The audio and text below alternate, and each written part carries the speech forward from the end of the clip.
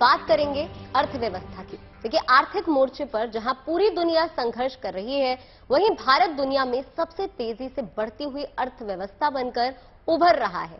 इस राह में ही एक शुभ समाचार आया है, जिसके मुताबिक भारत 2027 में जापान को पछाड़कर तीसरी आर्थिक ताकत बन जाएगा। Global research agency Morgan Stanley ने यह दावा कर रही है और ये भी कह रही है कि अगला दशक भारत का ही है।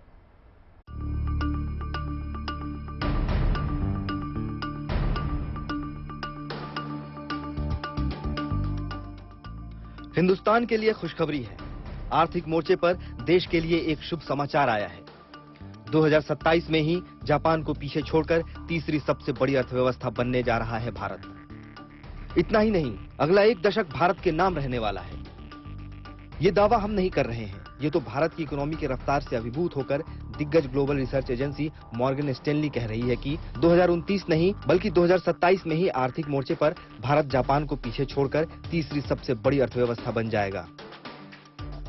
दरअसल global research agency Morgan Stanley लगातार अपने अनुमानों में बदलाव कर रही है।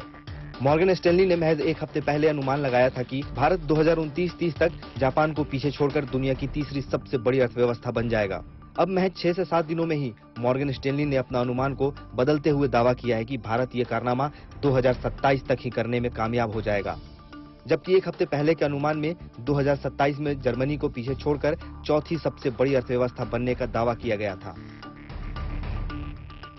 मॉर्गन स्टैनली ने फिर से दोहराया है कि अगले 10 साल तक दुनिया भर में भारतीय इकोनॉमी की रफ्तार सबसे तेज रहेगी। रिसर्च एजेंसी के मुताबिक भारत की जीडीपी अगले 10 साल में 3.4 ट्रिलियन डॉलर से बढ़कर दोगुनी यानी 8.5 ट्रिलियन डॉलर हो जाएगी।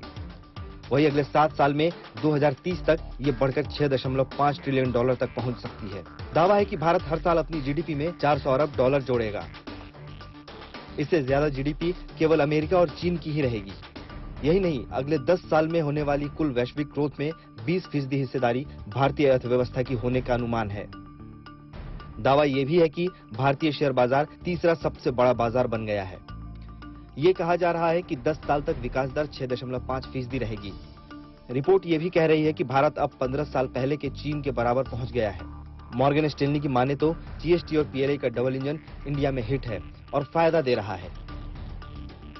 ग्लोबल एजेंसी ये भी कहती है कि सर्विस निर्यात में भारत की हिस्सेदारी पहले से ही काफी ज्यादा है और कोरोना महामारी के काल में भी इसमें इजाफा हुआ है। ऐसे में सर्विस और मैन्युफैक्चरिंग मिलकर भारत को नई ऊंचाई पर ले जाने का दम दिख रहा है। और आर्थिक मोर्चे पर ये संकेत बखूबी मिल रहे हैं कि आने वाला वक्त हमारा है।